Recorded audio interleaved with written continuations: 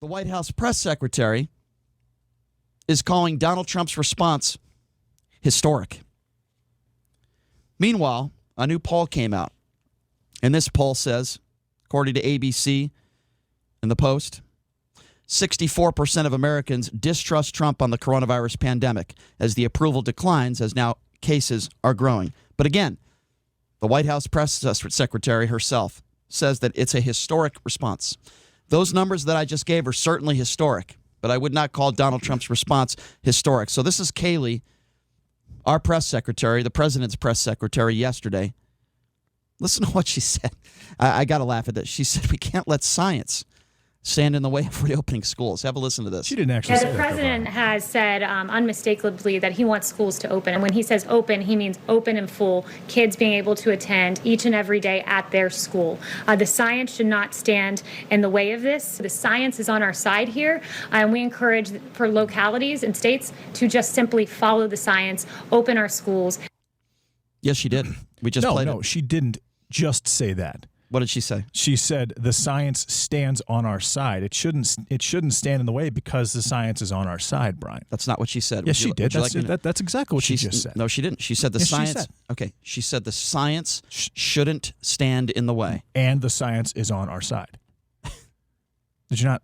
Go ahead and play it again, Sean. Have JD listen to it again. Go ahead. Yeah, the president has said unmistakably that he wants schools to open. And when he says open, he means open and full, kids being able to attend each and every day at their school. The science should not stand in the way of this. The science is on our side here, and we encourage for localities and states to just simply follow the science, open our schools. So when she says the science shouldn't stand in the way of this, what does she mean? Because the science is on our side, Brian. Okay, so I'm asking You're doing the same thing that Jim Acosta did yesterday. You're doing the same thing that Jim Roberts did yesterday. I don't care what Jim Acosta said. You're doing the same thing that CNN did yesterday. I don't care. The Washington Post yesterday. Hang on your horses for a second. They took I don't care about CNN. A small part of that entire statement. They put it out of context. And even Jake Tapper from CNN went on Twitter and said, hey, that's not all that she said something more than that. So I'm asking, first of all, I don't care what Jim Acosta said. I don't know what Jim Acosta. You're doing the exact same thing. You're taking what she said out of context. All right, so let's explore that. She did say the science should not stand in the way of this, but the science is on our side. Okay, so let me start. Which is why it shouldn't stand in the way of this. All right, so let me start from the beginning, and let me say I could give two craps what Jim Acosta said about this or any of those other people that you listed. This is Brian Shapiro you're talking to. I don't care what anyone else said about this. I ask you a question again. When she says science should not stand in the way of this, my question is, science shouldn't stand in the way of what? What is this? Science shouldn't. Now she's talking about reopening schools. Right. Science should not stand in the way of reopening schools. Well, that's ridiculous. And having our children back in school because the science is on our side. That doesn't make any sense. Yes, it does. How does that not make any sense? Listen to what you're saying. No, science shouldn't stand in the way of this because science is on our side. Does that statement make any sense to you? Right. Exactly. Which means that the science. What does that mean? That means that the science shows that children should be back in school. Okay, at the very least. Science shows that schools should be back open. So science shouldn't stand in the way of it because it doesn't show that they shouldn't be back in school or that schools shouldn't be open. That's what she's saying. My interpretation is very different than yours. How is that possible? But I want to talk a little bit about how, because I don't want to argue about your interpretation versus my interpretation of the words that Kayleigh used. We played it twice. But she was asked about poll numbers and how the President of the United States has handled the COVID crisis. So let's go ahead and let's play that cut. Let's play Kayleigh talking about the poll numbers.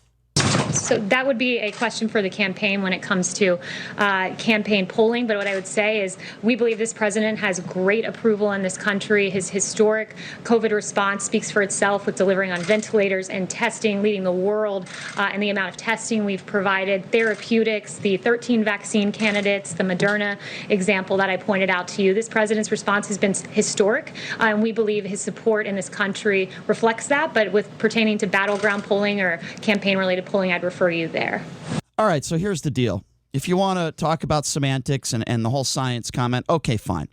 But here's the bottom line here. He does not have tremendous support. He does not have a historic response, and that's according to a new poll that just came out by ABC and the Post. 64% of Americans distrust Trump on the coronavirus pandemic. Now, let me give you some historic numbers once again, since Kayleigh thinks that Donald Trump's response to the coronavirus has been historic.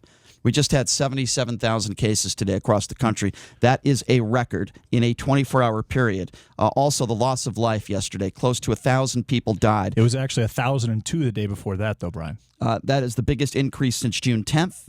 That's with Florida, yesterday was the biggest increase since June 10th. Yes, it is. According to Florida, South Carolina, Texas, they're also reporting their biggest one-day spikes on Thursday. And I just gave you the numbers of Clark County and the state of Nevada with over 1,300 new cases. And now we are considered part of the red zone. And that means the task force of the White House is recommending to Governor Sisolak that Governor Sisolak shuts down all restaurants and all bars. So if and when Governor Sisolak does do that, don't blame the governor, Republicans. Blame the White House task force that is led by Mike Pence.